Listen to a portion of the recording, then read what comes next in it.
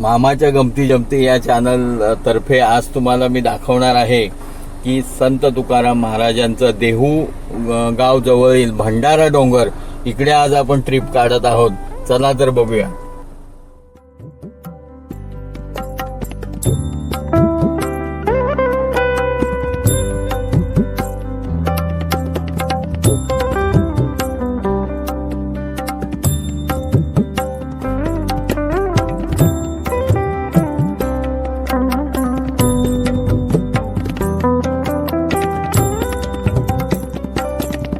संत तुकाराम महाराज महान संत होते, तसेच एक समाज सुधारक सुद्धा होते. त्यांनी या डोंगरावर बसून आपली गाथा आणि अभंग लिहिलेले आहेत. चला तर आपण दर्शन घेऊया.